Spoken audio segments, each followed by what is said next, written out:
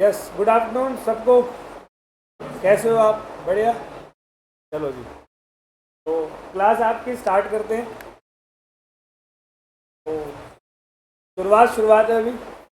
कैसा लग रहा है? अच्छा लग रहा है? और अच्छा लगेगा। थोड़ी सी मेहनत बढ़ती जाएगी, मज़ा आता रहेगा। ठीक है जी। तो मैं आप लोगों को लॉ पढ़ाने वाला हूँ। तो सीए फाउंडेशन, आपको सब्जेक्ट के बारे में पता होगा। मैं फ़िलहाल अभी अपने सब्जेक्ट की बात कर रहा हूँ। आपका जो सब्जेक्ट है सीए फाउंडेशन का, वो दो पार्ट्स में डिवाइडेड है। एक आपका 60 मार्क्स का क्या है, बिजनेस लॉ। और एक मैंने पहले बताया था आपको, हल्का सा 2 मिनट दिए थे। हाँ, मैंने कहा 40 नंबर का 40 मार्क्स का आपका एक कम्युनिकेशन और इंग्लिश का पार्ट है। तो उस पार्ट की बात हम थोड़ी देर बात करने वाले हैं। फिलहाल मैं आप लोगों को सीए फाउंडेशन में बिजनेस लॉज, जो कि 60 नंबर का है, आप ये यकीन मान के चलो आपके टोटल सिलेबस का जो 40 मार्क्स का दूसरा पार्ट है, वहाँ पर आपकी मेहनत मात्र 20% होगी। जो ओवरऑल आपकी मेहनत होने वाली है वो कहाँ होने वाली है, इस 60 मार्क्स पे बिजनेस लॉस के अंदर। तो इसी की क्लास को शुरू करूँगा अपने तरीके से, थोड़ा ध्यान से। आप लोगों ने 12th क्लास तक, या आप ग्रेजुएशन करके भी अगर आए हो या कर रहे हो, आपने अकाउंट्स के बारे में ज़रूर सुना होगा। यहाँ कितने बच्चे बैठे हैं जो कॉमर्स फील्ड से नहीं है? सारे कॉमर्स से। आपने मैथ्स के बारे में ज़रूर सुना होगा। चलो 11-12 में बेशक नॉन मैथ्स थे आप, लेकिन अप टू 10th मैथ्स ली होगी। इकोनॉमिक्स के बारे में आपने ज़रूर सुना होगा। सुना था? ये जो आपका चैप्टर है, सॉरी टॉपिक जो है आपका बिजनेस लॉ, ये आपके लिए बिल्कुल नया नवेला है। क्या है? बिल्कुल नया। मतलब कि आपके सीए फाउंडेशन के अंदर बस एक सिलेबस ऐसा है, एक टॉपिक ऐसा है, एक सब्जेक्ट आप बोल लो ऐसा है जो आपके लिए नया है, जिसको आप क्या बोलते हो, बिजनेस लॉज। तो सबसे पहले आप इस बिजनेस लॉ के चैप्टर्स जो होते हैं उनको पढ़ने से पहले आपको ये जानकारी होनी चाहिए कि सर जी ये जो लॉज है ना वो क्या होता है। यानी कि सबसे पहला क्वेश्चन किसी भी पर्सन के दिमाग में ये आता है कि सर लॉ का मतलब क्या होता है, what is the meaning of law. तो आप लोग लॉ का मतलब क्या समझते हो? लॉ का मतलब क्या होना चाहिए? स्कूटर आता है चलाने? स्कूटी, स्कूटी आती है? चलाइए कभी तो, चलाइए तभी तो आती होगी। अभी आप स्कूटी चलाओ, तो स्कूटी जब हम चलाते हैं तो सड़क पर चलाएं और रेड लाइट आ गई, और रेड लाइट जैसे आती है तो आप स्कूटी को क्या करते हो, रोकते हुए चलाते हो। क्यों रोकते हो? अरे कई लोग रोकते नहीं, इधर उधर देखते हैं, पुलिस वाला है नहीं, नहीं है, चल आगे, है ना। मैं उनकी बात नहीं कर रहा, मैं उनकी बात कर रहा हूँ जो कानून को फॉलो करते हैं। तो हम लोग क्या करते हैं, रेड लाइट पे स्कूटी, बाइक, कार, बस जो भी चला रहे हैं उसको क्या कर लेते हैं, रोकते हैं। क्यों रोकते हैं? उसके पीछे का कारण है। उसके पीछे का कारण ये है कि भाई रूल है, ये एक रूल है कि हमको वहाँ पर वो रोकना पड़ेगा, अपनी गाड़ी को रोकना पड़ेगा, नहीं तो चालान हो जाएगा। अच्छा, हमारी सरकार पागल है क्या कि हमें हर 1 किलोमीटर पे हर बार धूप में खड़ा कर देती है 1 मिनट के लिए? मज़ा आ रहा है मोदी को, दीजिए अब इनसे ऐसे बदला लूँगा।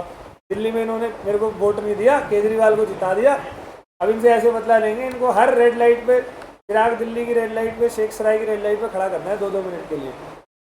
मज़ा आता है उनको? नहीं। क्यों करा ये काम? भाई साहब, लगभग दिल्ली जैसे एरिया में, दिल्ली, मुंबई, चेन्नई, कलकत्ता, जितने भी अर्बन एरियाज हैं या रूरल एरियाज भी हैं, वहाँ हर जगह पर लोगों पे नंबर ऑफ व्हीकल्स जो है वो क्या होने लगी है, बढ़ने लगी है। अब गाड़ियाँ बढ़ रही है और सबके पास गाड़ी है, सब गाड़ी चला रहे, और सब अपने आप को अगर करने का समझ के गाड़ी चलाने लगे तो सड़क पर सबसे पहली बात एक्सीडेंट बहुत होंगे। दूसरी बात, ट्रैफिक की समस्या बहुत ज़्यादा होगी। अब चौक पे ही सारे इकट्ठे हो गए, हर कोई निकलने के बारे में सोचता है कि जल्दी से बस पहुंच जाए, बस मैं ही तो निकल रहा हूँ, क्या हो गया। तो जब हर कोई निकलने के बारे में सोचेगा, चौक पे चक्का जाम तो हो लिया जी, चल लिया देश तुम्हारा, चल ली तुम्हारी इकोनॉमी। तो सर रूल्स और रेगुलेशन, जो कि सोसाइटी में रहने वाले लोग, हम लोग कहाँ रहते हैं, सोसाइटी में ही रहते हैं ना, ये पूरा इंडिया एक सोसाइटी तो है। लॉ का मतलब रूल्स एंड रेगुलेशन जो कि बनाए गए हैं, which are made to control the behaviour of the civilised person. Civilise मतलब होता है जो आदमी लोग, हम लोग जो होते हैं वो रहने वाले लोग सोसाइटी में। Law means, it means rules और regulation which are made to control the behaviour of the civilised person, जो कि कहाँ रहते हैं, सिविलाइज्ड सोसाइटी। हर एक चीज का लॉ बना रखा है। जैसे कि आप लोग यहाँ पर चार्टर्ड अकाउंटेंट का कोर्स करने आए हो, ठीक है, सीए का, तो अभी आप लोग स्ट्रगल करोगे, लगभग 3.5-4 साल के आसपास आप लोग स्ट्रगल करने वाले हो। पहले फाउंडेशन पढ़ोगे, नेगेटिव मार्किंग, ये वो कर पुरागे, और रिजल्ट वैसे तुम्हें डराता है सीए का, सुना है कभी किसी ने? तो सीए में आने से पहले इसकी कठिनता के बारे में सुना होगा तुमने। सीए ज़्यादा मुश्किल है, सीए में सैलरी ज़्यादा किस में, सीए में या सीएस में या सीएमए में? किया है गूगल में सर्च? पक्का किया होगा। चलो जी, आपने डिसाइड कर लिया जी हम सीए करेंगे। अब 4 साल आप स्ट्रगल करोगे, और ये जो 4 साल आप स्ट्रगल कर रहे हो, ये क्यों कर रहे हो, क्यों बन रहे हो सीए? सोसाइटी का ख्याल रखना है, पहले सोसाइटी का ख्याल रखोगे, अपना रखोगे, तो इसलिए बन रहे हैं कि भाई कम से कम कहीं ना कहीं मरे से मरा 1 लाख रुपए तो कमा ही लेंगे, घर भी चल जाएगा, सारी चीज़ें हो जाएंगी। तो आप लोग 1 लाख रुपए महीना कमाने के लिए, जो कि आज से 4.5-5 साल बाद मिलेंगे आपको, कम से कम की बात करो, मिनिमम, उससे ज़्यादा के कोई लिमिट नहीं है सीए में। उस पैसे को कमाने के लिए इस 4 और 5 साल स्ट्रगल कर रहे हो या नहीं? अच्छा, इससे बढ़िया एक आइडिया देता हूँ। मेरे बगल में एक घर है, वहाँ एक बूढ़ी अम्मा रहती है, ठीक है, उनके 2 बेटे, दोनों यूएस में हैं, और अम्मा जो है उनके पास बहुत गोल्ड है और कैश बहुत है घर के अंदर, दबा के कैश है, और वो लगभग रात को 9:30 बजे सो जाती है, और वो बिल्कुल गहरी नींद में सोती है। उसको आप सुबह तक उसको वो पानी भी डाल लो ना, तब भी वो उठेगी नहीं। तो आप लोगों के पास एक ऑप्शन दे रहा हूँ कि एक काम करो, क्या तुम 5 साल का इंतजार करोगे? छोड़, आज रात को आओ हवेली पे पहुँच के और पहुँच के वहाँ पर आप बाइज्जत चोरी करेंगे, ठीक है जी। जो भी मिलेगा, 4-5 करोड़ रुपए मिला तो सब आधा बांट लेंगे, मैं तुम्हारा टीचर हूँ, थोड़ी इज्जत कर लेना, 10-5% एक्स्ट्रा दे दें, बात खत्म हो जाती है यहाँ पर, ठीक है। यही करें तो बेटे, जो हम चोरी करके आएंगे, जो आंटी ने सीसीटीवी कैमरा लगवा रखे हैं, हमारी जो बुरी बुरी शक्लें उसमें आएंगी, तो वो गुड मॉर्निंग में कल जो यहाँ क्लास के दौरान पुलिस वाले घसीटते हुए लेके जाएंगे, उसका क्या? सीसीटीवी हम तोड़ते वक्त भी तो शक्ल दिखेगी ना हमारी, जब तोड़ने जाएंगे तोड़ते वक्त ऐसे तो एक फ़ोटो तो आ ही जाएगी, या किसी पड़ोसी अड़ोसी के में आ जाए, कहीं ना कहीं तो पकड़े ही जाएंगे। तो वो जो पुलिस वाले हमें यहाँ से घसीटते हुए लेके जाएंगे, हमारी इज्जत को सरेआम जो है नीलाम कर रहे होंगे, उसका क्या? तो क्या हम ये काम कर रहे हैं? देखो कितनी आसान इनकम है, 5 करोड़ रुपए आएंगे, क्यों नहीं जा रहे हो वहाँ पर? तुम लोग क्यों यहाँ पर 4-5 साल स्ट्रगल करने आए हो? क्योंकि आपको पता है कि अगर आपने रूल को फॉलो नहीं किया तो आपको पेनल्टी भी लग सकती है। तो समझ में आ रहा है मेरे कहने का मतलब? तो सिंपल वाई, पहला क्वेश्चन है what is the law? Law means rules और regulation which are made to control the behaviour of the civilised person into civilised society. ठीक है, पहली बात आ गई, इसको नोट भी कर सकते हैं। तो law means, it means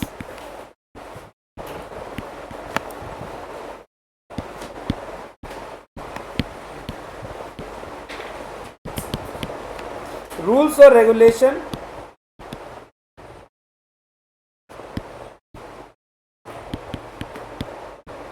which are made to control the behavior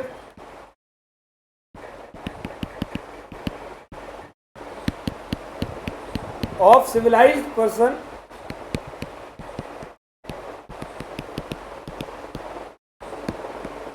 into civilised society. Society में रहने वाले लोगों के बिहेवियर को सही रखने के लिए ये रूल्स बनाए हुए हैं। कोई प्रॉब्लम दोस्त? ठीक है जी। अब देखो, अभी ना आपका सिलेबस स्टार्ट नहीं हुआ। मैं अभी आपको सिलेबस से परिचित करवाऊंगा, बताऊंगा कि सिलेबस आपका क्या क्या है। अभी सिलेबस स्टार्ट हुआ नहीं है, अभी सिलेबस से पहले की बात बता रहा हूँ मैं आपको।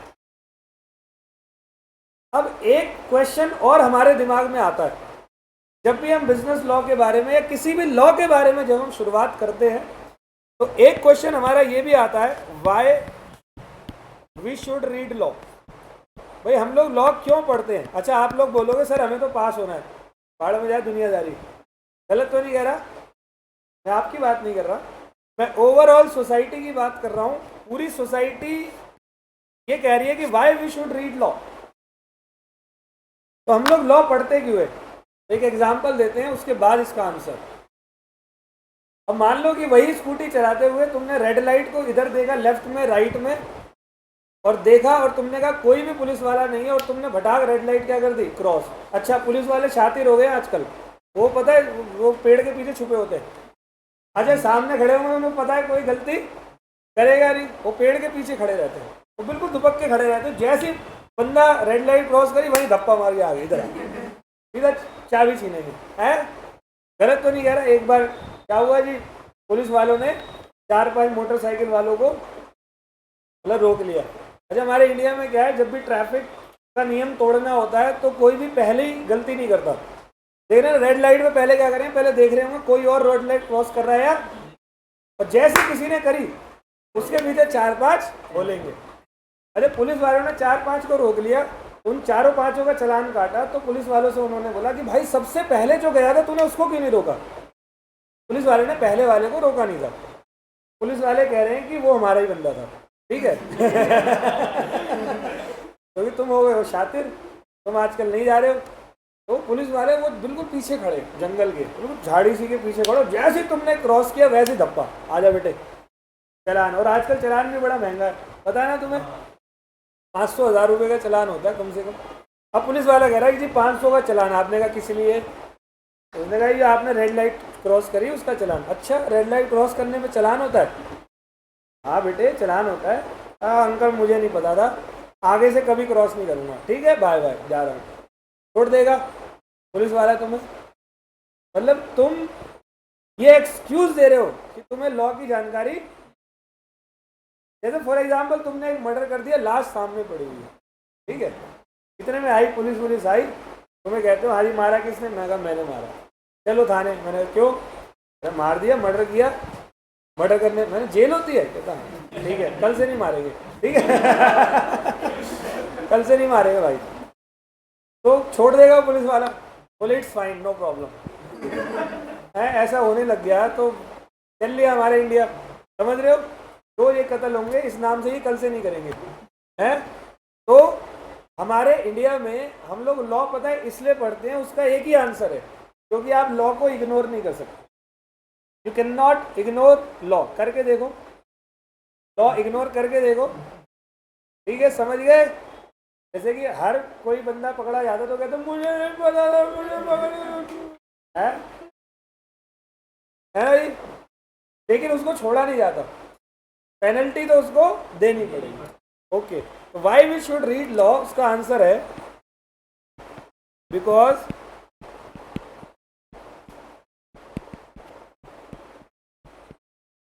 ignorance of law is no। बात को समझ में आई? क्योंकि आप लॉ को इग्नोर नहीं कर सकते। एक अगला क्वेश्चन, बेटा अच्छे से नोट्स वोट्स बनाना, मैं अपने भी नोट्स आप लोगों को दूंगा भी, और बुक्स भी मिलेगी, तो दिखाऊंगा थोड़ी देर में। तो why we should read law done. अब एक अगला पॉइंट आपके माइंड में आ सकता है,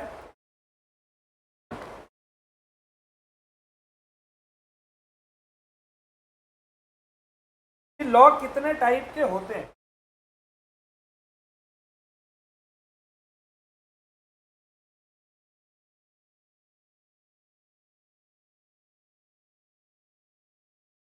तो अब टाइप्स ऑफ लॉ, तो बेटे ध्यान से सुनना, टाइप्स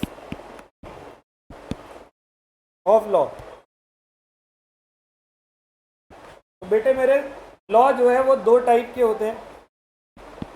एक को आप कहते हो क्या, सिविल लॉ, और एक को आप कहते हो क्या, क्रिमिनल लॉ। ये क्रिमिनल लॉ आपको नहीं पढ़ना, नॉट इन सिलेबस। अच्छा, क्रिमिनल लॉ आपने कभी सुना होगा, बता देता हूँ, ये इंडियन पीनल कोड होता है, सुना है?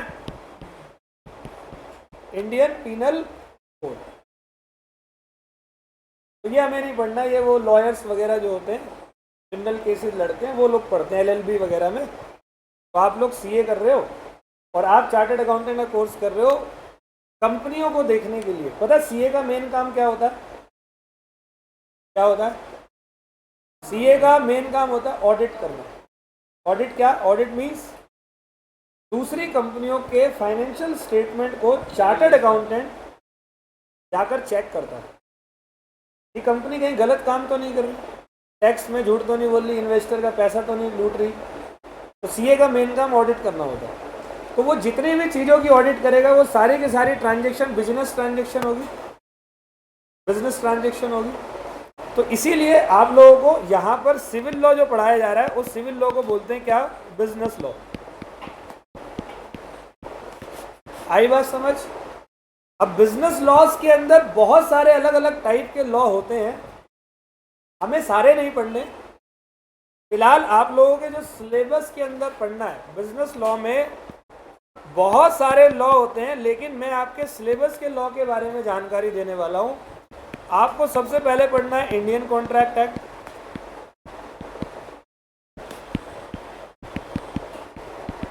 (1872).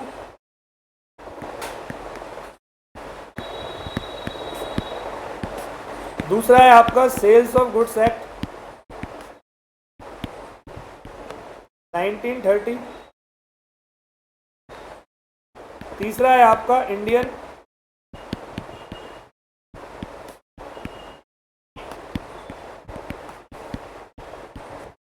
Partnership act 1932। चौथा LLP act 2008।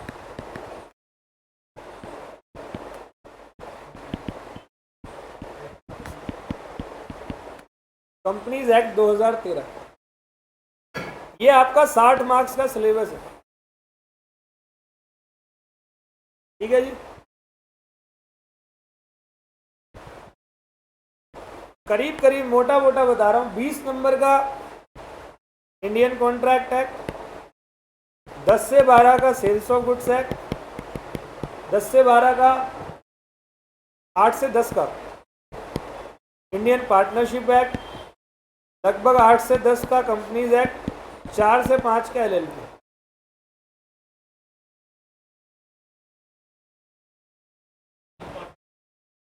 Indian partnership act 1932, ये आप 10 से 12 लिखो, 10 से 12 का होगा। और कंपनीज एक्ट भी लगभग 10 से 12 के आसपास का होगा, ठीक है। 4 से 5 एलएलपी, मतलब ये हल्का फुल्का मार्क्स ऊपर नीचे हो सकते हैं। तो आपको मार्क्स पॉइंट ऑफ व्यू से सबसे इंपॉर्टेंट कौन सा एक्ट लगता है? इंडियन।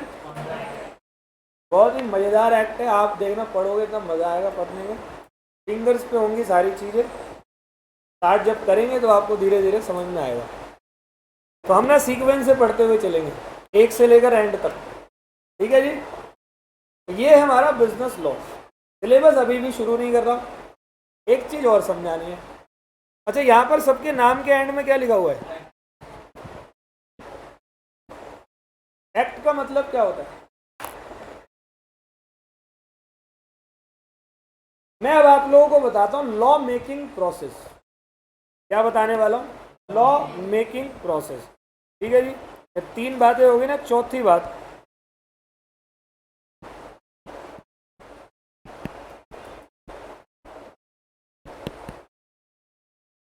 मतलब ये जितने भी लॉ बनते हैं ना, जो आप लोग पढ़ रहे हो, ये सारे के सारे लॉज को बनाने का प्रोसेस क्या है, किस तरीके से ये लॉ बनते हैं, ये जो कानून बनता है वो कैसे बनता है, तो जरा इसके बारे में जानकारी लेनी है। पहली बात ध्यान से सुनो, ये जो कानून बन रहे हैं ये सारे कानून समय की डिमांड है, टाइम की डिमांड। जैसे जैसे एनवायरनमेंट में बदलाव होता है, लोगों के रहन सहन में बदलाव होता है, वैसे वैसे नए कानून भी आते जाते हैं। जैसे मैं आप लोगों को बताता हूँ, information technology act, IT act, ये जो आईटी एक्ट आया ये आज से कोई बहुत साल पुराना एक्ट नहीं है, 2005 में आया। कंप्यूटर्स वगैरह की यूजेस कब से बढ़े, ये पिछले कुछ सालों से। जब कंप्यूटर के यूजेस बढ़ने लगे तो कंप्यूटर के मिस यूजेस भी बढ़ने लगे। वो कैसे, आपने सुना होगा हैक, इंटरनेट में उल्टी सीधी चीज़ें होती है, कोई साइबर क्राइम होता है, तो साइबर क्राइम पे भी कानून आया हुआ है। मतलब समय की जैसे जैसे डिमांड बढ़ती जाती है वैसे वैसे उसी समय के अकॉर्डिंग नए नए कानून भी आते जाते हैं। गाड़ियों को चलाने का कानून तब आया जब गाड़ियाँ चलने लगी। पहले घोड़ों पे जाते थे लोग, आज से 200 साल पहले कैसे जाते थे, घोड़ों पे जाते थे। समझ में आ रही है बात, आजकल खुद गधे हो गए, ठीक है। तो सिस्टम जो है वो क्या है, वो समय के अकॉर्डिंग कानून जो है वो आते रहते हैं। लेकिन कानून को बनाने का प्रक्रिया जो होती है वो एक ही होती है। लॉ को बनाने का एक ही प्रोसेस है, लॉ मेकिंग प्रोसेस। देखो जी, जब भी किसी कानून को भारत में लागू करना है, जब भी कोई नया कानून लाना है, तो पहले तो जो भी नई चीज़ आप लाओगे उसको कहीं ना कहीं लिखोगे कि भाई क्या नई चीज़ लानी है। तो वो पहले उस चीज़ को हम बोलते हैं क्या, बिल। सुना है आपने नाम, सुना होगा, खूब बचपन से सुनते आ रहे होंगे, कानून bill, Lokpal bill, NRC bill, सुना होगा, सीएए, सिटीजन अमेंडमेंट एक्ट। ये कोई भी चीज़ जब नहीं आती है तो उसको हम क्या बोलते हैं, बिल।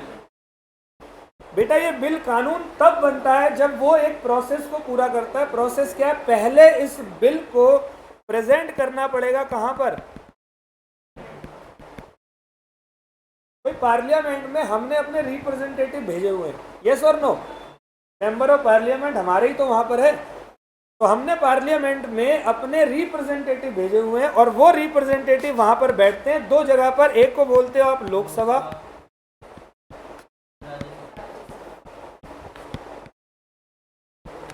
और एक को आपने बोला क्या, राज्यसभा।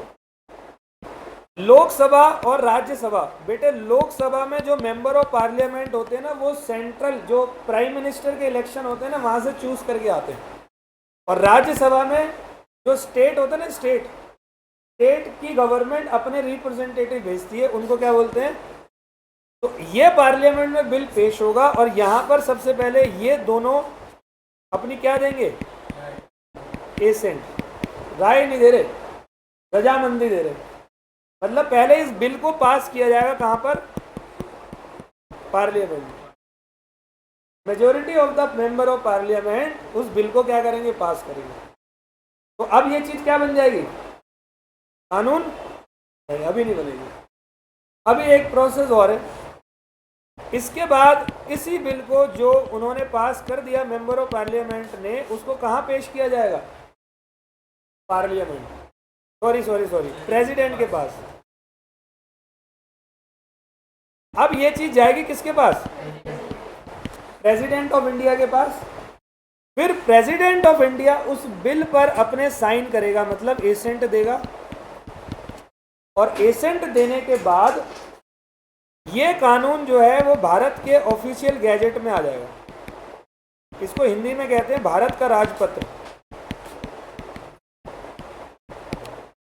जैसे कि कल हरिद्वार में एक बस जो है वो नहर में गिर गई, 40 लोग मर गए, मुझे कैसे पता,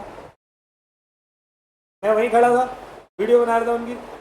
तो कैसे पता भाई, मैंने न्यूज़ देखी होगी। तो जैसे नॉर्मल न्यूज़ आती है ना, वैसे ही कानून की, कोई भी नया कानून है उसकी जो भी न्यूज़ होती है वो कहाँ आती है, समझ गए। ये एक तरीके का कानून का अखबार बोल सकते हो आप मेरी लैंग्वेज, समझ गए सर। तो what is the law making process, एक बिल होता है जो कि प्रेजेंट किया जाएगा पार्लियामेंट में। पार्लियामेंट में दो सभा होती है, एक लोकसभा और एक राज्यसभा। उन दोनों सभाओं में जब वो बिल पास हो जाता है तो जाता है प्रेसिडेंट ऑफ इंडिया के पास। प्रेसिडेंट ऑफ इंडिया जब साइन करता है, एसेंट बोलते हैं उसको, फिर वो बिल अखबार में यानी कि ऑफिशियल गैजेट में जाता है और तब से वो चीज़ पता है क्या बन जाती है बेटे, तब से वो चीज़ बन जाती है, यही पूछा था ना मैंने। तो आप कोई भी लॉ जब देखोगे उसके नाम के एंड में क्या लिखा होगा, this is law making process. ठीक है मेरे भाई, अब आपका सिलेबस स्टार्ट करते हैं। ये अभी तो थोड़ा सा आपको ज्ञान दे रहा था मैं लॉ का। तो मेरे बेटे, मैं आपके लिए शुरू कर रहा हूं चैप्टर। चैप्टर का नाम है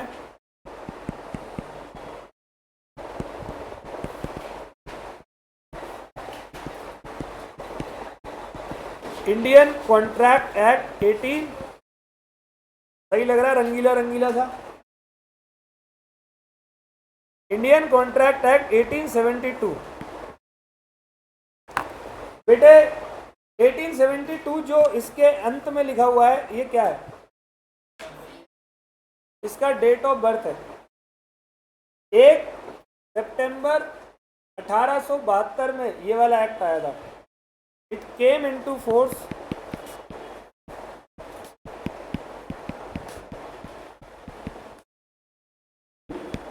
1 सितंबर 1872।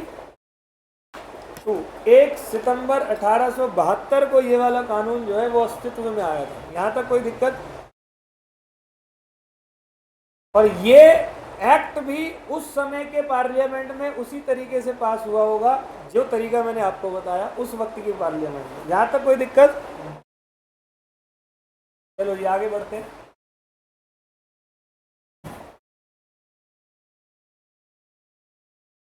तो मेरे दोस्त, अब जरा आपको इसके बारे में बताऊं। इस चैप्टर के अंदर हमें टोटल नंबर ऑफ यूनिट्स पढ़ने होंगे 6 यूनिट्स।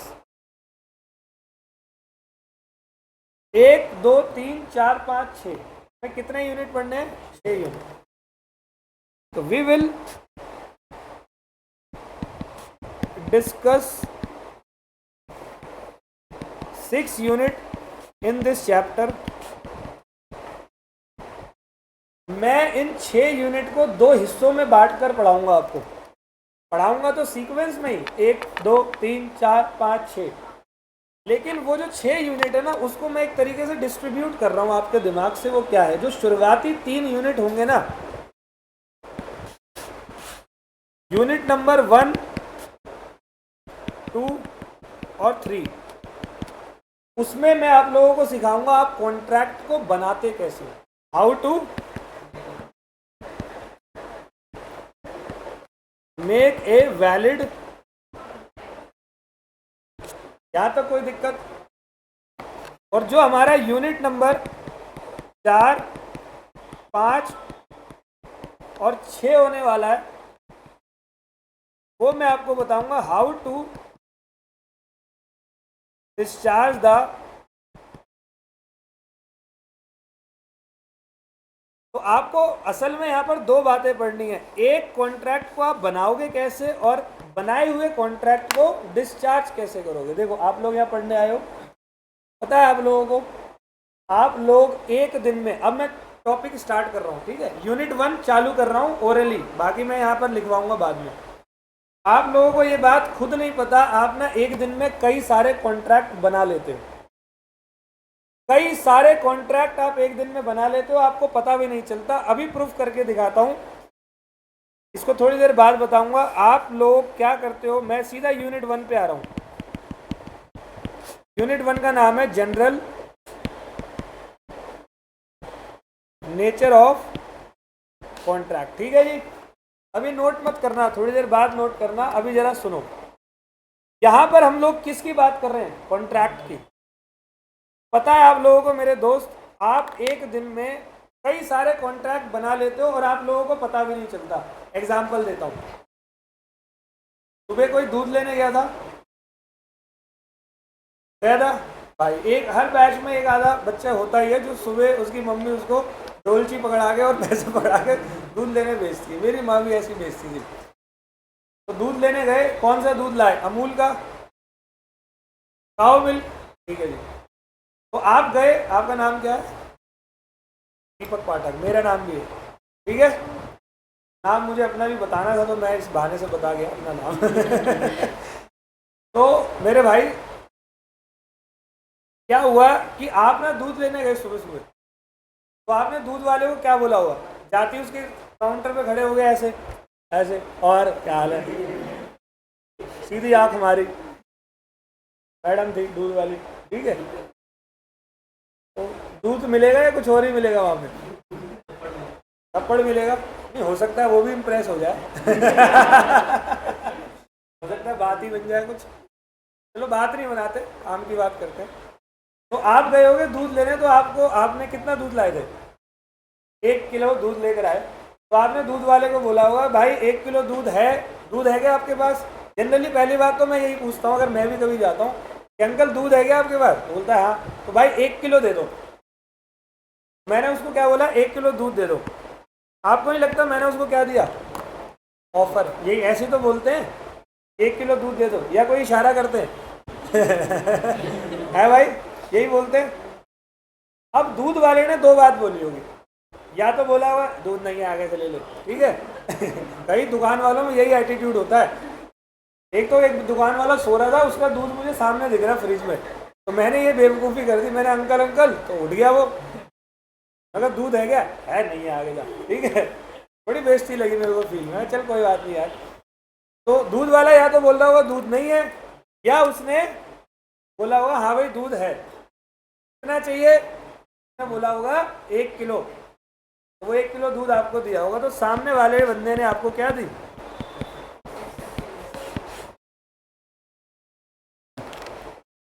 आपको नहीं लगता ऐसे आप दोनों के बीच में एक क्या बन गया है? एग्रीमेंट बन गया, ठीक है जी। अब आप दूध लेके घर पे आ गए। अब यहाँ से कहानी चेंज कर रहा हूँ, वो दूध आप लेके नहीं आए थे, क्योंकि अब जो बात मैं बोलने वाला हूँ आप बुरा मान जाओगे, ठीक है। सुनना, या आप बुरा मत मानना, आई एम जस्ट एग्जाम्पल दे रहा हूँ। अब आप अपना दूध लेकर आए, और दूध आप लेकर आए तो आपने क्या किया? दूध को गर्म किया, और गर्म करके आपने दूध को एक अपने गिलास में डाला, और थोड़ा सा दूध ना, आपके घर में कोई पालतू कुत्ता है, ठीक है, मेरे घर में तो मैं हूँ, ठीक है, मेरी माँ कहती है, तो बाकी आपके घर में एक पालतू कुत्ता है, तो आपने थोड़ा सा दूध उस पालतू कुत्ते को भी दे दिया। आपने दूध पिया, आपके कुत्ते ने पिया, और आप उल्टी सीधी हरकतें करने लगे, ठीक है। उल्टी सीधी हरकत कर रहे हो, टीवी को उठा के सेल्फी खींच रहे, ठीक है। फोन से खींच रहे ना भाई, इतना बड़ा टीवी क्यों लेके घूम रहा है? आपके पेट में दर्द हो रहा है, तबीयत सी खराब हो रही है, जी मचल रहा है। तो जी हमेशा एक ही वजह से नहीं मचलता, किसी और तरीके से भी। तो दूध खराब हो गया, इसकी वजह से आपका जी मचलने लगा। अब आपने सोचा यार ये हो क्या रहा है मेरे साथ में, सुबह का उठाऊँ, एक ही काम किया, दूध पिया, मतलब दूध में क्या है? गड़बड़ है कुछ। अब आप दूध की कंपनी के पास जाते हो और आप उसको शिकायत करते हो, भाई मेरे ये तो आप गड़बड़ है, मेरे आपकी वजह से 8,000 रुपये लग गए दवाई में, तो आप मुझे उसका हर्जाना दो। अब वो कंपनी कहती है निकलना। एटीट्यूड है इंडिया में बहुत सारे लोगों का ऐसे। कंपनी ने बोला जी हम आपको हर्जाना नहीं देंगे। क्या आप उस दूध की कंपनी पर लीगल एक्शन ले सकते हो? हाँ या ना? भाई ले सकते हो या नहीं? अबे भाई खाने पीने की चीज़ ले रहा हूँ भरोसे पे, आप एक मदर डेयरी या अमूल की कंपनी हो, आपसे नहीं लूँगा तो किससे लूँगा? और आपके दूध की वजह से मेरी हेल्थ खराब हो गई, मेरा कुत्ता 3 दिन हो गए साला उठा नहीं अभी तक। पूरे दिन भौंकता रहता था, उसकी आवाज़ से मेरी नींद खुलती थी, अब उठ ही नहीं रहा। तो आपकी वजह से मेरा कुत्ता जो है परलोक सिधारने को है, तो कम से कम मुझे कुछ डैमेज तो दो। कंपनी कह रही थी हम नहीं ले रहे डैमेज, जो करना है कर लो। क्या आप उसके अगेंस्ट में लीगल एक्शन ले सकते हो? ऐसे एग्रीमेंट जिस पर आप लीगल हेल्प ले सको, जिस पर आप क्या ले सको? और बेटे लीगल हेल्प को कानून की लैंग्वेज में कहते हैं एनफोर्सेबल बाय लॉ। ऐसे एग्रीमेंट जिस पर आप लीगल हेल्प ले सको वो क्या होते हैं? समझ गए? नहीं समझे? एक और एग्जांपल ले लेते हैं। अच्छा आज एग्जाम्पल ही खेलेंगे, अभी बेसिक क्लासेस है तो बहुत डिटेल में जाकर करेंगे, मेरी सारी क्लास डिटेल में ही होती है।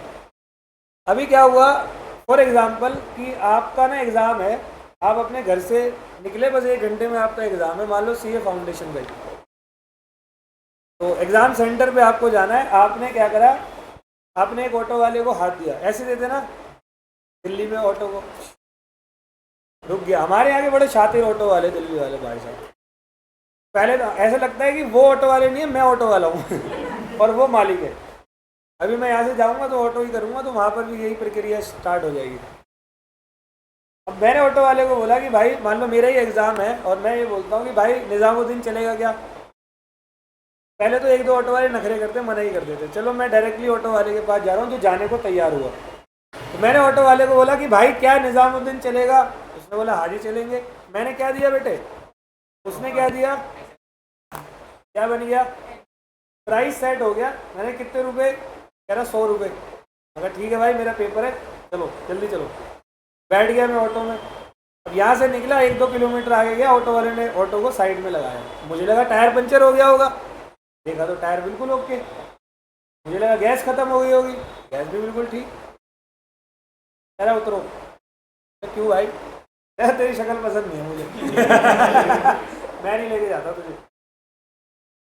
कह रहा मैं तुझे नहीं लेके जाता, मुझे पसंद नहीं है तू। हरे कृष्णा, अभी क्लास में हूँ, करता हूँ बात, ठीक है। हाँ मैं ठीक हूँ, करता हूँ।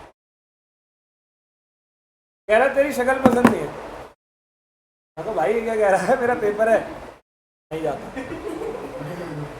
जेब से निकाली खेनी, रखी हाथ में, नहीं जाता। बिल्कुल ना, ठीक है जी। भाई मैंने कहा जान दे भाई क्या कर रहा है, मेरा पेपर है, नहीं जाता। मैं कहा पगलेट भाई, नहीं जाता। अब एक बात बताओ, मेरा पेपर छूट गया, अब मैं उसके अगेंस्ट में क्या कानूनी कार्रवाई कर सकता हूँ? अच्छा मैं अभी कानून की बात कर रहा हूँ, अगर बिना कानून की बात करूँ तो पहले तो मैं उसको कूटूंगा वहाँ है नहीं। चलो अभी कानून की राह पे चलते हैं, अभी कूटते नहीं है, तो मैं उसके खिलाफ पे लीगल एक्शन ले सकता हूँ या नहीं?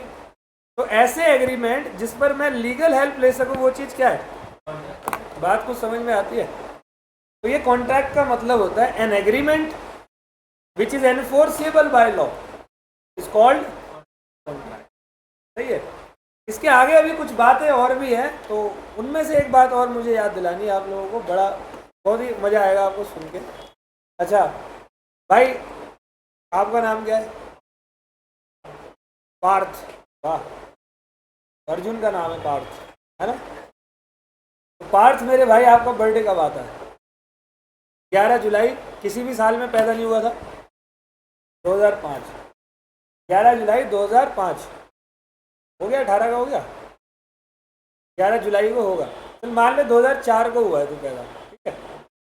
11 जुलाई 2004, तो जुलाई आने ही वाली है, यानी एक ट्रीट अभी तैयार हो रही है हमारी बेटे याद दिला देना, ठीक है। 11 जुलाई 10 को याद दिला देना सब मुझे। आपका भी है? ओह बेटे बढ़िया, ये सही है। मेरे डेली किसी ना किसी स्टूडेंट का बर्थडे होता ही है, मैं नहीं बता रहा मेरा 14 जून को आता है, बस आने वाला। अच्छा सुनो, अब पार्थ का जन्मदिन आता है 11 जुलाई को। अब पार्थ ने क्या किया, अपने सारे दोस्तों को इनवाइट किया, भाई मेरा बर्थडे है, मेरे बर्थडे की पार्टी दे रहा हूँ, बोलो आओगे? अरे बोल, पार्टी के लिए मना करता है कोई? हम तो बिना बोले चले जाते हैं हम तो, तू तो फिलहाल बुला ही रहा है लोगों को। तो तूने क्या दिया भाई, सबको ऑफर दिया या नहीं? जैसे कि तूने हम सबको ऑफर दिया, जितने भी यहाँ बैठे हुए ऑफर दिया कि भाई मेरा जन्मदिन है और पार्टी दे रहा हूँ मैं शंग्रीला होटल में। शंग्रीला है अपना ये सेंट्रल दिल्ली में, शायद कनॉट प्लेस के आसपास है, वहाँ पर पार्टी दे रहा हूँ। तो तुमने ऑफर दिया, हम सब ने क्या दी? तुमने भाई बिल्कुल, कब आना है? तुमने कहा भाई 8 बजे आ जाइयो, शाम को 11 जुलाई को 8 बजे पहुँचना है। मैंने कहा ठीक है जी पहुँच जाएंगे। अब तू राह देख रहा है हमारी 11 जुलाई को शंग्रीला होटल के अंदर, तूने बढ़िया खर्चा किया अच्छा खासा, और हम लोग तेरी पार्टी में नहीं आए, ठीक है। तू राह देख रहा है, तेरा आई नहीं, और तेरी प्लेट की जो भी कॉस्ट थी तो सब क्या हो गई, खराब हो गई, नहीं तेरा मूड खराब। तो अगले दिन कोर्ट पहुंच गया, कोर्ट के आगे और जज साहब वो ना मेरा कल बर्थडे था। जज साहब बेटा रुको, हैप्पी बिलेटेड बर्थडे। ठीक है, अरे मेरी बात तो सुनो। जज साहब कल मेरा बर्थडे था, मैंने अपने सारे दोस्तों को बर्थडे के लिए इनवाइट किया, प्रॉपर ऑफर दिया उनको मैंने, उन्होंने मुझे प्रॉपर एक्सेप्टेंस दी। मैं वहाँ गया, 4,000 रुपये प्लेट का कॉस्ट था, कोई भी नहीं आया। जज कह रहा बेटे तूने इज्जत नहीं कमाई है, निकल यहाँ से। अच्छा क्या तू केस कर सकता है हमारे खिलाफ? सोच के बता। नहीं कर सकता। एक और एग्जांपल देता हूँ, कनेक्ट करूँगा। शादियों का सीज़न आता है तो मेरा थोड़ा, क्योंकि बहुत 12 साल हो गए पढ़ाते हुए और नेटवर्क भी थोड़े बहुत ठीक ठाक ही है, तो ऐसा होता है कभी कभी एक दिन की शादी, एक दिन में 5-5 शादियों के कार्ड आ जाते हैं। तो जो भी मुझे शादी में बुलाता है वो कैसे बुलाता होगा? मुँह पे कार्ड फेंकता होगा, आना है तो आइए वरना नहीं है। और मत ही यही हो, ऐसे करता होगा भाई। वो बड़े प्यार से बोलता होगा ना मुझे कि भाई मेरे सिस्टर की मैरिज है, आपको परिवार समेत आना है, आप आएंगे क्या? ऐसे ही बोलता है। तो अंग्रेजी में बोल दो ना, क्या दिया उसने? ऑफर दिया। उसने क्या दिया भाई? ऑफर दिया। अब हमने उस ऑफर की उसको क्या दी? एक्सेप्टेंस दे दी। तो हम क्या कभी किसी को मना करते हैं? जैसे वो एक बंदा शादी का कार्ड लेके आ गया कि ये पकड़ो सर शादी है तो आ जाना। मैं कहा मैं नहीं आ रहा भाई। क्यों नहीं आ रहा? वो उस दिन तूने मेरे से ढंग से बात नहीं की थी, उस दिन याद है तू मेरे को इग्नोर करके चला गया था, मैं वहीं खड़ा था। नहीं आ रहा, जा क्या कर लेगा? ऐसा बोलता है कोई कोई? शादी मतलब बंदा कार्ड लेके आया, उसको मुंह में मना करे नहीं आ रहा, जा। मैंने आज तक अपने ब्रह्मांड में दुश्मनों को भी नहीं देखा ऐसा बोलते हुए। दुश्मन भी आएगा ना कार्ड लेकर, उसको हम क्या बोलते हैं? जरूर आएगा। तो क्या दी? एक्सेप्टेंस। वैसे ही हुआ, अभी हुआ था, कोई जनवरी का महीना था, एक ही दिन के मेरे 12 शादी के कार्ड थे, सिंगल डे के 12 शादियों के कार्ड। मैं एक में भी नहीं गया, ठीक है, मेरी क्लास हो रही थी। अब सारे शादियों के कार्ड थे तो मैं किसी में भी नहीं जा पाया। या मान लो मैं एक में चला गया, 11 में जाना पॉसिबल है ही नहीं, एक ही तो हूँ, कोई भूत थोड़ी जनरेट करूँगा अपने। यहाँ से ऐसे खड़ा हुआ एक बॉडी निकली, फिर खड़ा हुआ एक और बॉडी निकली, सबको शादी में भेजा, फिर सब आके मेरी बॉडी में अंदर, ऐसा तो पॉसिबल नहीं है। अब मैं भाई साहब 12 शादियों के कार्ड थे, 11 में नहीं जा पाया, एक में चला गया। अब 11 हो गए नाराज कि ये नहीं आया। सुबह सुबह गेट का दरवाजा खोला, दरवाजे के नीचे 11 लेटर पड़े हुए थे कोर्ट का नोटिस कि भाई तुम शादी में नहीं आए, अब कोर्ट में आओ।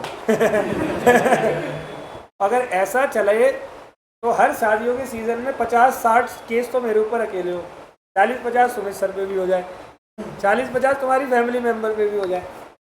ऐसा नहीं लगता तुम्हें कि ये जो एग्रीमेंट बने हुए हैं ये एक तरीके के सोशल एग्रीमेंट है? कौन से है?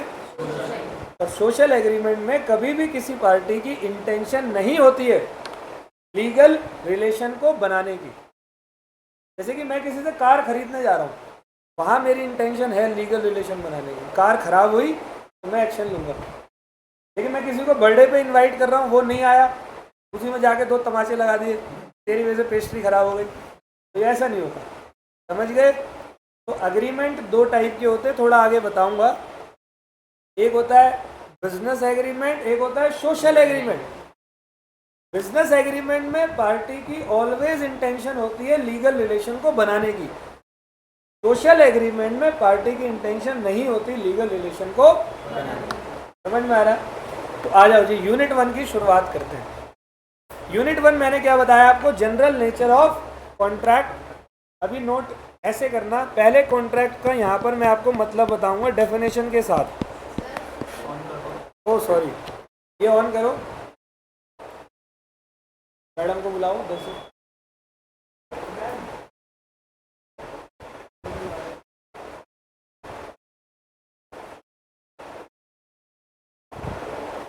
मैडम ये लाइट चली गई थी ना,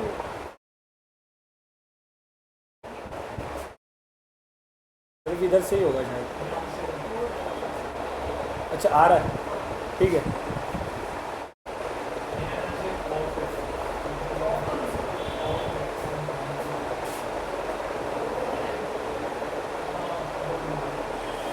हो गया? क्या बात, हाँ आ गया।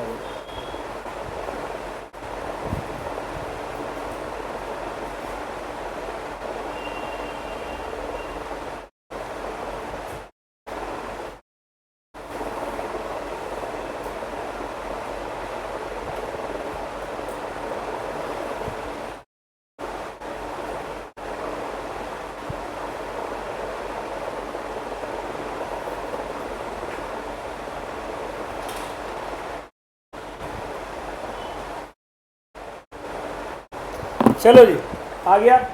तो कॉन्ट्रैक्ट का जो डेफिनेशन है वो बता रखा है। कॉन्ट्रैक्ट में सेक्शन नंबर 2 और ये एक सेक्शन है, तो मैं ऐसे लिखता हूँ, इसको डिफाइन करेगा कॉन्ट्रैक्ट को सेक्शन के हिसाब से।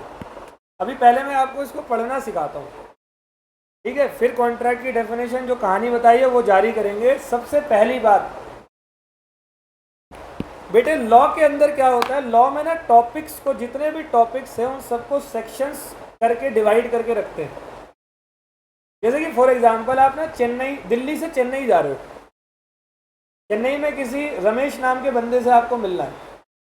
मैं आपको भेज रहा हूँ, ये पकड़ पैसे, ये पकड़ टिकट और चेन्नई जा और रमेश से मिल के आ जा।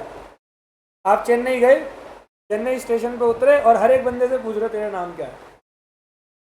किसी ने बोला इल्ले, चेन्नई अड़गड़ी, कोई हिंदी नहीं जानता, सबसे पूछते हुए जा रहे हो भाई तेरा नाम रमेश है क्या? नहीं है, इट्स फाइन। तेरा नाम रमेश है क्या? तो दुनिया तुम्हें पागल नहीं समझेगी। तो मैंने तुम्हें रमेश के पास भेजा है, तो आप कौन से रमेश के पास जाओगे? तो इसकी एक डिटेल दी होगी ना मैंने बोला होगा भाई चेन्नई तू जाएगा, रेलवे स्टेशन उतरेगा, वहाँ से बस पकड़ियो कोयम्बटूर की एक जगह है, वहाँ पर कोयम्बटूर में कोई प्रकाश नगर है, वहाँ जाइयो। प्रकाश नगर में गली नंबर 13 है, वहाँ जाइयो। गली नंबर 13 में मकान नंबर 405 है, वहाँ जाइयो। उसके सेकंड फ्लोर पे जाइयो, फ्लैट नंबर 203 की बेल बजाइयो, तुझे रमेश मिल जाएगा। आप बताओ मेरे लिए पहुंचना आसान है या नहीं? मैं चेन्नई उतरा, किसी से पूछा भाई कोयम्बटूर की बस कहाँ मिलेगी, और भाई कोयम्बटूर की बस इधर से मिलेगी भाई, ठीक है? तो वो बता के भेज देगा। उधर गए, बस में बैठे, कोयम्बटूर उतरे, वहाँ से प्रकाश नगर गए रिक्शे में, प्रकाश नगर से गली नंबर 13 पूछते पूछते गए, मकान नंबर 400 जो भी बताया वहाँ गए, सेकेंड फ्लोर, बेल बजाई, भाभी जी आ गई सामने से। भाभी जी रमेश है क्या? तो जी अंदर ही मरा पड़ा, आ जा, ठीक है? बीवी ऐसी बोलती है, ठीक है? जाके मिल लोगे, आसान है, मतलब ढूंढना बड़ा आसान हो गया। अब ऐसी लॉ इतना बड़ा है, हजारों चीजें हैं लॉ में, किसी पर्टिकुलर चीज को ढूंढना है तो क्या पूरी किताब पढ़ोगे? नहीं ना।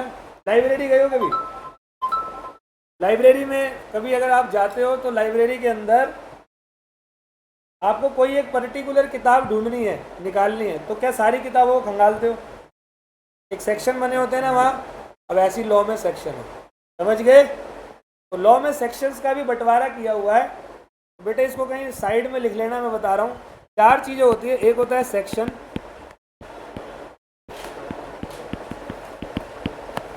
एक होता है सब सेक्शन, एक होता है क्लॉज, एक होता है सब क्लॉज। तो बेटे मेरे सेक्शन हमेशा डिजिट होंगे विदाउट ब्रैकेट, बिना ब्रैकेट के, digits without bracket.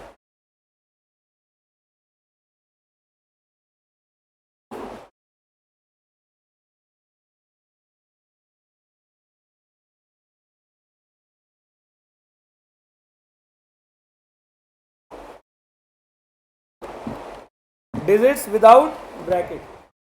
Sub section क्या होगा? वो भी डिजिट होगा लेकिन विद इन ब्रैकेट। और क्लॉज बेटे क्या होगा? क्लॉज होंगे आपके small alphabets with in bracket, और सब क्लॉज होते हैं आपके स्मॉल रोमन लैंग्वेज देखिए, with in bracket. Section will be digit without bracket, subsection will be digit with in bracket, clause will be small alphabet with in bracket, and sub clause will be small Roman with in. कोई दिक्कत? तो contract की definition को इन्होंने कुछ ऐसे समझाया है, बेटे मेरे ध्यान से सुनना। कॉन्ट्रैक्ट को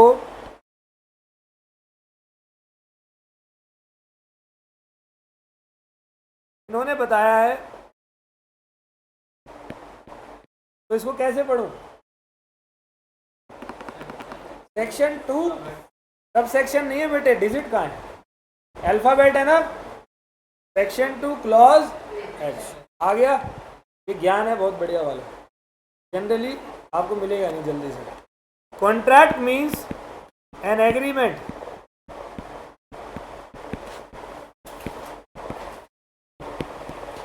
which is enforceable by law. An agreement which is enforceable by law is called, समझ गए मेरे भाई? ठीक है जी। ये जो बेटे मेरे एग्रीमेंट है, इधर सुनो, बाद में नोट करना। ये बना कैसे होगा? सबसे पहले आपने दिया होगा ऑफर, और उस ऑफर की क्या मिली होगी? क्या मैं इस एक्सेप्टेंस को ऐसा बोल सकता हूं पॉजिटिव रिप्लाई? बेटा नेगेटिव दिया हो तो एग्रीमेंट बनेगा ही नहीं। जो बंदा ऑफर देता है उसको कहते हैं ऑफरर। जिस बंदे ने एक्सेप्टेंस दी उसको क्या कहते हैं? और एनफोर्सेबल बाय लॉ मतलब आप उस एग्रीमेंट पर क्या ले सकते हो। आ गई बात समझ? कोई दिक्कत हुई? तो मैं ऐसे बोल सकता हूं, an agreement which is enforceable by law is called contract according to section number 2 clause H. सही है जी, आगे बढ़ जाए। अब ना मैं इस एग्रीमेंट के बारे में भी एक डेफिनेशन दे देता हूं एग्रीमेंट की। तो अगली डेफिनेशन आपकी कहती है एग्रीमेंट।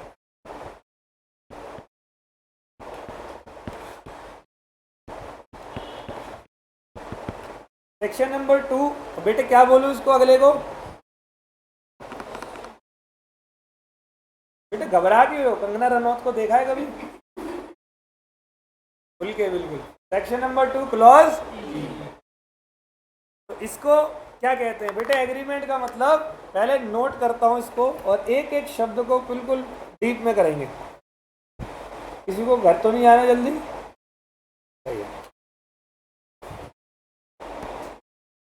तो बेटे ये है every promise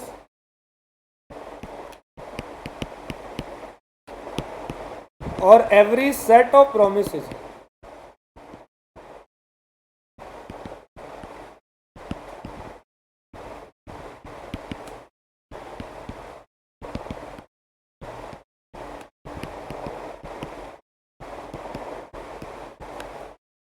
forming consideration for each other is called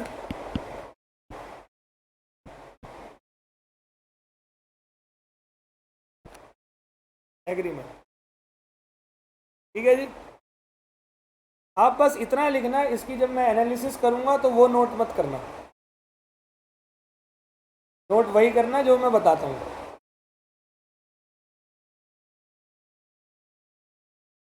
या आपको अपने समझने के लिए कुछ अलग से लिखना हो नोट्स में तो वो बना लेना, वो कोई दिक्कत नहीं, वो आपकी अंडरस्टैंडिंग है।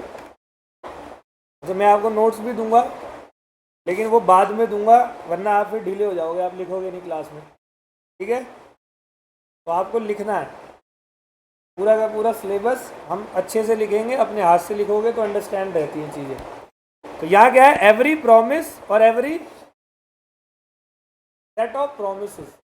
मतलब एग्रीमेंट में आपको क्या लगता है? जैसे कि क्या है, एग्जांपल देता हूँ। यहाँ एक बंदा है मोटू और ये है अपना पतलू। नाम सुना है? बहुत फेमस है, तो समोसे बहुत पसंद है। क्या है जी,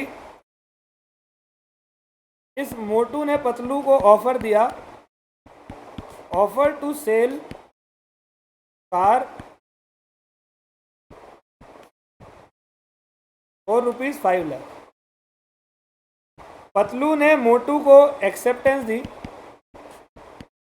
एक्सेप्टेड, बोला I will buy this car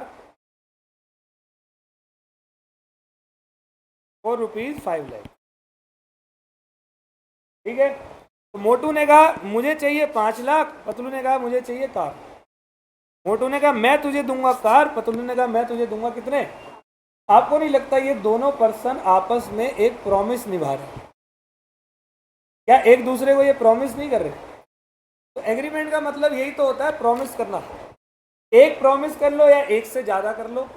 एक से ज्यादा को क्या बोलेंगे? Set of promises. अच्छा बेटे, इन दोनों को, इन दोनों ही पर्सन को कुछ ना कुछ मिल रहा है। मोटू को क्या मिल रहा है? पतलू को क्या मिल रही है? बेटे, एक एग्रीमेंट में दोनों पार्टी को कुछ ना कुछ मिलना बहुत जरूरी है, और कुछ ना कुछ मिलने को इंग्लिश में कहते हैं समथिंग इन रिटर्न। क्या कहते हैं? Something in return. यहां तक ओके? और इसको कानून की लैंग्वेज में मेरे बेटे कहते हैं कंसीड। तो किसी भी प्रॉमिस में कंसीडरेशन अगर हुआ तो ही वो चीज क्या होगी? अग्रीमेंट होगी। समझ गए? अब जैसे तुमने बर्थडे के लिए बुलाया था, तो क्या बोलते हो दोनों लोगों को भाई गिफ्ट भी लेके आई हो? बोलते हो किसी को? वहां कंसीडरेशन नाम की कोई चीज? यहां पर दोनों ही पार्टी को क्या मिल रहा है? कंसीडरेशन। तो promise plus consideration is equal to agreement. आया समझ में? अब यहां पर प्रॉमिस का मतलब भी बता रखा है। बेटे अगर तुम्हें चाहिए तो ये नोट कर सकते हो, वैसे ज़रूरत नहीं है, मैंने अपने नोट्स में लिखा हुआ है सब कुछ। अब मैं आपको बता रहा हूं प्रॉमिस का मतलब। तीसरी बात, प्रॉमिस का सिंपल मतलब क्या है? When an offer is accepted it becomes promise. मेरा ऑफर आपने एक्सेप्ट कर लिया तो वो आपने प्रॉमिस कर दिया मुझसे, सही है? तो promise means when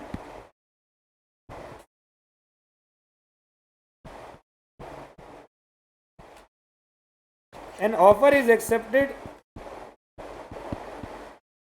it becomes. Clear है?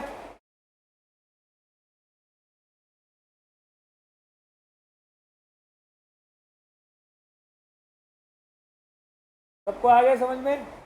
इधर इधर कैसा लग रहा है कॉन्ट्रैक्ट? सही है? अभी और मज़ा आएगा आगे, जैसे जैसे बढ़ते बढ़ते हुए जाएंगे।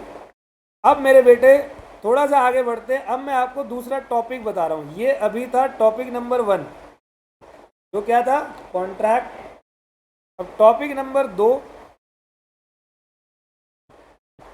मैं आपको बता रहा हूँ टाइप्स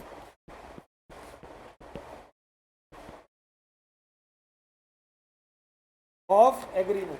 टाइप्स ऑफ एग्रीमेंट बता दें मेरे बेटे। यहां पर ना मैं आप लोगों को आज एक केस स्टडी, थोड़ा सा लंबी क्लास ले सकता हूँ। किसी को कोई दिक्कत तो नहीं? कोई जाना तो नहीं? कोई कमिटमेंट? कोई बाहर वेट कर रहा हूँ मेट्रो के बाहर? है डन? चलो। तो टाइप्स ऑफ एग्रीमेंट। वैसे मेरे को भी फीवर आ रखा है, लेकिन अब मुझे लग रहा है कि ये वाला टॉपिक पहले बता दिया जाए। एग्रीमेंट के टाइप्स कितने होते हैं बेटे मेरे? एग्रीमेंट होते हैं 2 टाइप का। एक होता है हमारा, और एक होता है हमारा बिजनेस एग्रीमेंट। एक सोशल और एक बिजनेस। यार आप लोग खुद ही बताओ, जब भी आप कोई सोशल ऑफर दे रहे होते हो, जब भी आप कोई सोशल एग्रीमेंट बना रहे होते हो, क्या आपकी उस सोशल एग्रीमेंट में इंटेंशन होती है लीगल रिलेशन को बनाने की? सब सोच के बताओ। आपने अपने घर पे डिनर पे इनवाइट करा मुझे, क्या आपकी ये इंटेंशन थी कि मैं नहीं आया तो पुलिस में चले जाओगे? है जी? नहीं ना? तो सोशल एग्रीमेंट में पार्टी की कोई इंटेंशन नहीं होती। No intention to create legal relation. Party की कोई इंटेंशन नहीं थी लीगल रिलेशन को बनाने की। यार आप लोग खुद सोचो, देखो ये एग्रीमेंट है लेकिन इंटेंशन नहीं है लीगल रिलेशन को बनाने की, तो क्या ये एनफोर्सेबल बाय लॉ होगा? मतलब जहां लीगल रिलेशन नहीं है तो वहां एनफोर्सेबल बाय लॉ। तो आप ऐसे बोल सकते हो यहां पर नॉट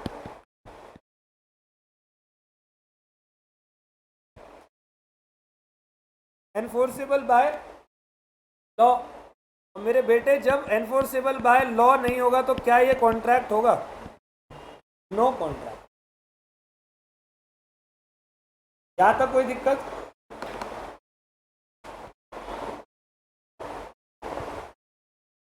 अब जब बात करते हो बिजनेस एग्रीमेंट की, बेटे बिजनेस एग्रीमेंट में पक्की बात है, जैसे कि आप खुद ही जाओ कि कहीं आप मतलब आप में से कोई बंदा एक लैपटॉप खरीदने जा रहा है, मान लो आप जा रहे हो, आपका नाम संदीप, तो संदीप भाई आप लैपटॉप लेने जा रहे हो, दिल्ली में बहुत फेमस जगह है नेहरू प्लेस, गए हो गया आप में से कोई?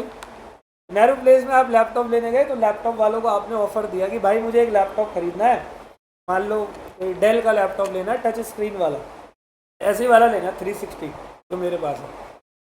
तो आपने बोला कि भाई बेचोगे? उसने बोला हाँ जी भाई हमारे तो काम ही है बेचना। तूने दिया ऑफर, उसने दी एक्सेप्टेंस, उसने प्रॉमिस करा, अच्छा कंसीडरेशन भी तय कर लेते हैं, लैपटॉप की कीमत है 1,00,000 रुपये, तो आप कह दोगे 1,00,000 और आपको क्या मिलेगा? कंसीडरेशन भी है, प्रॉमिस भी हो गया, एग्रीमेंट भी हो गया। तो जैसे ही आपने लैपटॉप लिया, पेमेंट करी, आपने पक्का वहाँ पर 1-2 मिनट और इंतजार किया होगा एक पेपर के लिए। पेपर कौन सा? क्यों लेके जा रहे हो बिल? क्या भरोसा नहीं है उस आदमी पे आपको? उसकी दुकान इतनी बड़ी है, भरोसा करो, 20 साल से बैठा है वहाँ पे वो, बिल लोगे या नहीं? क्यों? बिल की बात नहीं कर रहा, बिल की बात करो। क्यों? कल को लैपटॉप में कोई खराबी आती है तो आप कंप्लेंट कर सकते हो, और कंप्लेंट का निवारण नहीं किया उन्होंने तो आप कोर्ट भी जा सकते हो, और कोर्ट में आप बिल के दम पे ही तो जाओगे। तो सर आपकी बिजनेस वो वाला एग्रीमेंट कौन सा था? Business agreement. और वहाँ आपकी आप बिल मांग ही इसलिए रहे हो कि कहीं ना कहीं आपके दिमाग के एक कोने में एक बात है कि कहीं कोई सामान गड़बड़ हो गया तो मैं इस पर लीगल एक्शन लूंगा, मतलब आपकी इंटेंशन थी लीगल रिलेशन को। तो बिजनेस एग्रीमेंट में इंटेंशन टू क्रिएट लीगल, जब आपकी इंटेंशन थी लीगल रिलेशन को बनाने की तो पक्की बात है वो क्या होगा?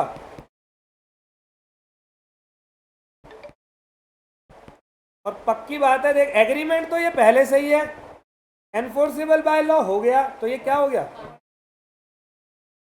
बेटे आया कुछ समझ? आ रहा है कुछ? ठीक है जी, आगे बढ़ते हैं।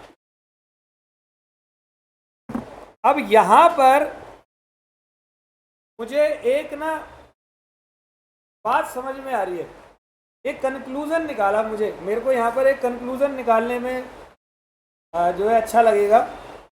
वो कंक्लूजन क्या है, सुनना ध्यान से, नोट बाद में। कंक्लूजन ये है बेटे, all contract are agreement.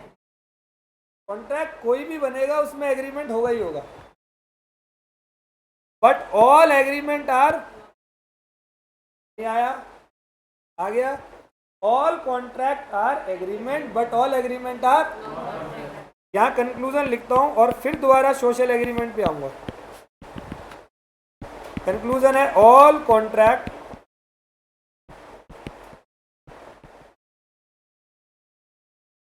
Are agreement but all agreement are not contract. समझ में आ गया? तो कैसा लगा एग्रीमेंट? अभी इसमें एक बात और है बेटा, सोशल एग्रीमेंट को एक और नाम से जाना जाता है, उसको आप कहते हो डोमेस्टिक एग्रीमेंट। कौन सा?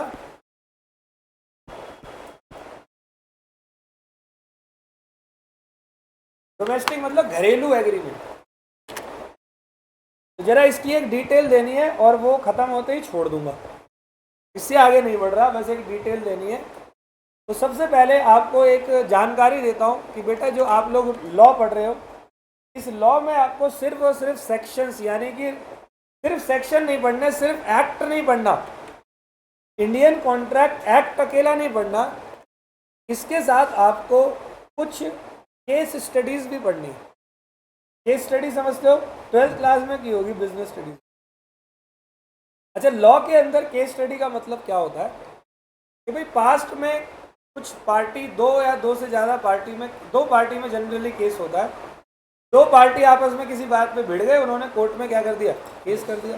कोर्ट का कोई उस मुद्दे पर फैसला आया होगा। अब आज की डेट में सेम वही मुद्दा दोबारा उठ गया, तो कोर्ट में केस दोबारा लड़ेंगे या उसी फैसले का स्वागत करेंगे? दोबारा क्यों लड़ेंगे जब वो मुद्दा ऑलरेडी सॉल्व है, जज साहब ने पहले ही सॉल्व कर दिया। तो आपके दोबारा यहाँ पर मतलब जैसे आप सिगरेट पीते हुए पकड़े गए, पापा ने पकड़ लिया, कूट दिया आपको, फिर आप घर गए तो मम्मी से पूछोगे, मम्मी मैं तो सिगरेट ही पी रहा था, ऐसा क्या गलत काम कर दिया मैंने जो मुझे कूट दिया? माँ ने पूछा कि बेटे क्यों तूने सिगरेट पी, तो तुम भी शायर हो, कम थोड़ी हो, तुम भी नहीं बोल दिया सिगरेट तो लड़की से अच्छी होती है, दिल जलाती है पर होठों से तो लगाती है। भाई 4 चप्पल माँ ने भी ठोके, इधर आ बेटे, आशिक हो रहा है साले, कतई है जी। जब ऑलरेडी एक बार कुट के आ गए हो तो दोबारा क्यों जा रहे हो कुटने के लिए? जब ऑलरेडी जज का फैसला आ चुका है तो दोबारा जज साहब के पास क्यों जा रहे हो? गलत तो नहीं कह रहा? तो समझ में आ रही है बात? तो आपको क्या करना है, आपको यहाँ पर केस लॉज भी पढ़ने हैं। मैं आपको कुछ बहुत ही फेमस केस लॉज हैं वो भी पढ़ाऊंगा।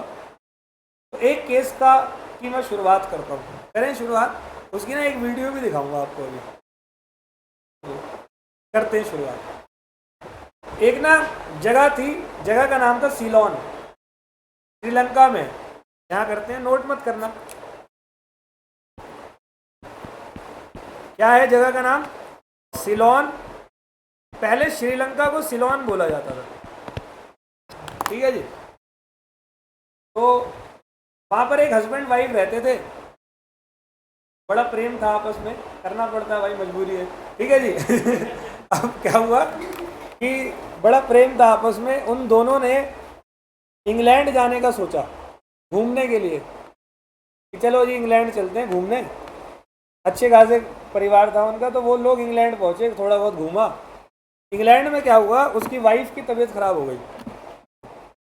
वाइफ की तबीयत खराब हुई तो डॉक्टर ने बोला भाई जब तक ये ठीक नहीं हो जाती, थोड़ी ज़्यादा गंभीर बीमारी हो गई, जब तक ये ठीक नहीं हो जाती आप इसको सिलोन लेकर मत जाना, वरना ये हरी बोल हो जाएगा, इसका निकल जाएगी।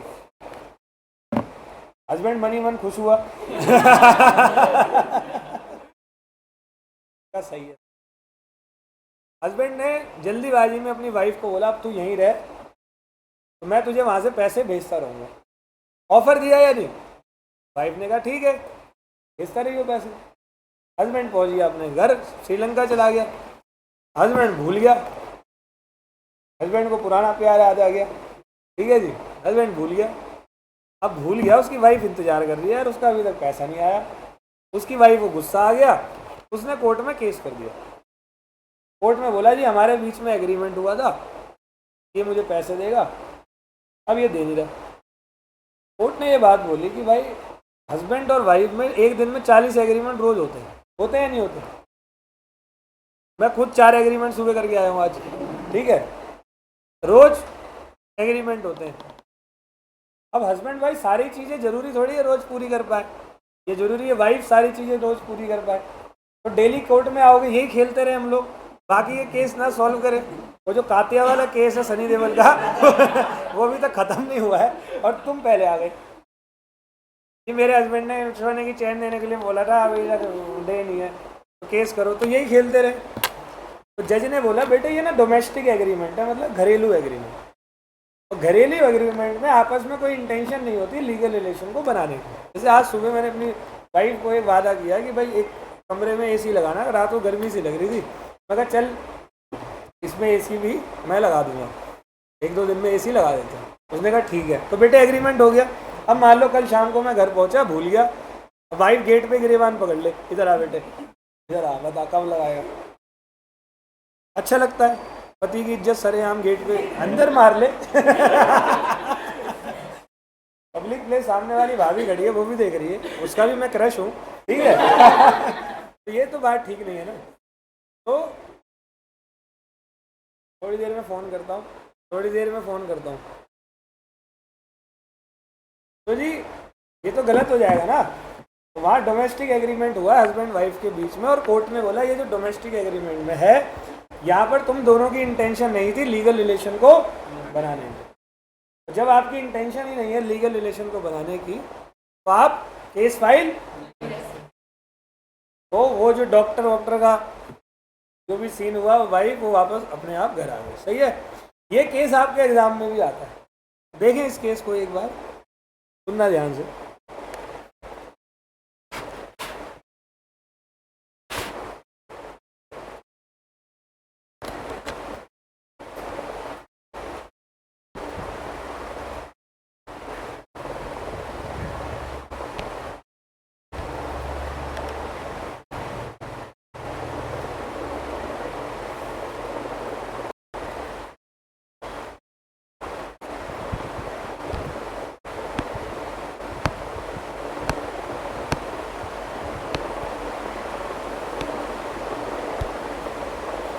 जब सेविंग्स कम हो और हस्बैंड और वाइफ दोनों का नाम वेलफेयर वर्सेस वेलफेयर केस है, मिस्टर एंड मिसेस वेलफेयर। ये देखिए, ये कंट्री डिलाइट के सब्जियां हैं और ये है मेरे घर पे जो पड़ी है। मैं अभी रोज तो नहीं जा पाती हूँ। मतलब कि तो बेटा आज मैं आपके लिए एक नया केस लेकर आया हूँ। केस का नाम है वेलफेयर वर्सेस वेलफेयर। इस केस को शुरू करने से पहले पहला क्वेश्चन तो आपके दिमाग में आ रहा होगा कि ये वेलफेयर वर्सेस वेलफेयर मतलब क्या वेलफेयर ने अपने ऊपर ही केस कर दिया? तो बिल्कुल नहीं बेटा।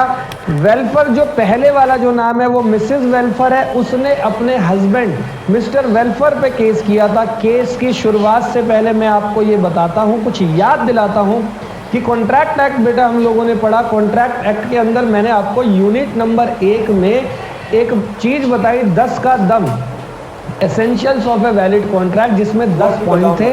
मैंने पॉइंट नंबर 2 बताया था, एक वैलिड कॉन्ट्रैक्ट को बनाने के लिए पार्टी की इंटेंशन होनी चाहिए लीगल रिलेशन को बनाने की। मतलब कि आप सोशल एग्रीमेंट और डोमेस्टिक एग्रीमेंट को नहीं बना सकते क्योंकि वहां पर इंटेंशन नहीं होती है लीगल रिलेशन बनाने की। तो आओ बच्चे, वेलफेयर वर्सेस वेलफेयर की हम लोग बात करते हैं। बेटा क्या होता है, एक हस्बैंड वाइफ होते हैं, वो क्या करते हैं, वो अपनी बड़ी अच्छी खुशहाल जिंदगी जी रहे होते हैं। वो रहते हैं सिलोन के अंदर, एक जगह है सिलोन श्रीलंका में। ये अपनी जिंदगी जी रहे होते हैं और इन लोगों को जो है बेटा घूमने जाना है, हॉलीडेज पे घूमने जाना है। हस्बैंड और वाइफ जो है घूमने का प्लान बनाते हैं कि इंग्लैंड हम लोग घूमने जाएंगे। हस्बैंड ने इंग्लैंड का मौसम तो देखा नहीं, हस्बैंड ने क्या कहा, वहाँ का मौसम देखा नहीं। वो कहते हैं ना, मुझे फुर्सत कहा कि मौसम सुहाना देखूं, तेरी यादों से निकलूं तब तो जमाना देखूं। तो उसने मौसम देखा नहीं, वो लोग चले गए सिलोन से इंग्लैंड घूमने के लिए। वहाँ उसकी वाइफ हो गई बीमार और वाइफ यहाँ पर बीमार पड़ी है और सिलोन से हस्बैंड के ऑफिस से फ़ोन आ रहे हैं कि आप लोग आप आओ, अपनी ड्यूटी को ज्वाइन करो। और डॉक्टर ने मना कर दिया वाइफ को कि आप यहाँ इंग्लैंड छोड़कर मत जाना, आपकी तबीयत बहुत ख़राब है। अब हस्बैंड जाने लगा। हस्बैंड ने फिर अपनी वाइफ को ये बोला कि ठीक है मैं तो जा रहा हूँ, लेकिन तुम्हारे खर्चे के लिए, तुम्हारे इलाज के लिए मैं आपको एक एग्रीमेंट करता हूँ कि मैं आपको $30 हर महीने दूंगा। लेकिन बेटा $30 नहीं बेटा, 30 पाउंड। उसने 30 पाउंड देने से जो है अपनी वाइफ को मना कर दिया। बाद में जब वो सिलोन चला गया, वो 30 पॉइंट वहाँ से नहीं भेज रहा था, 30 पाउंड।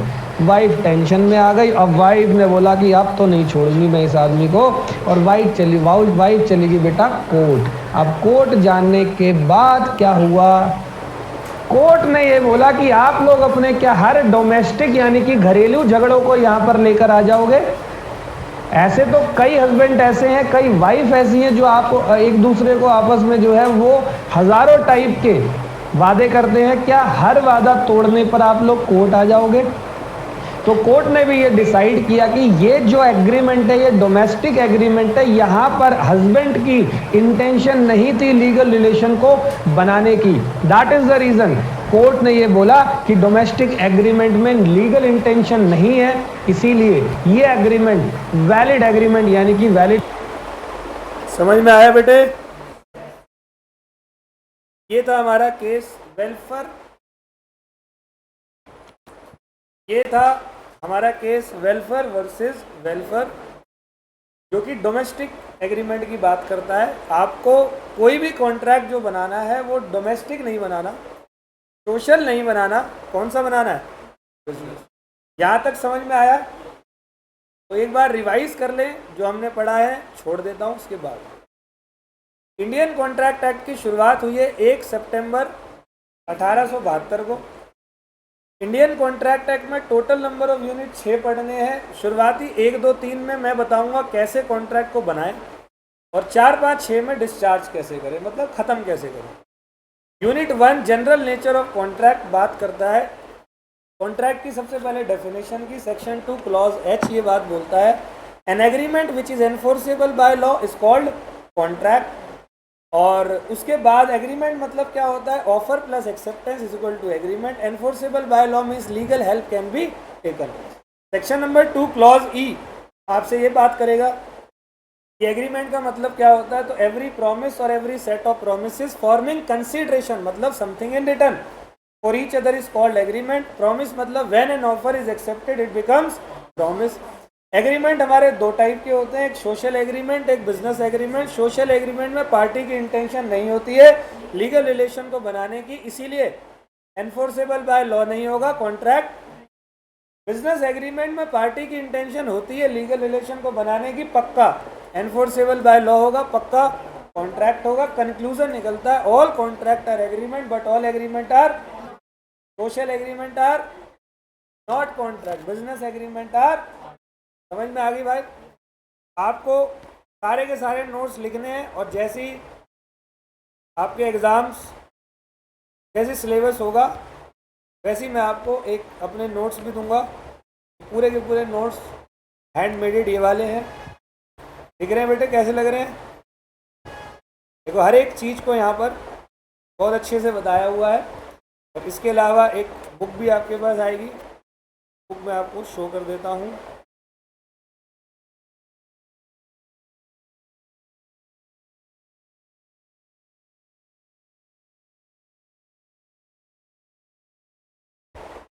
ये हमारी बुक होने वाली है, ठीक है बेटे। ये आपको जल्दी ही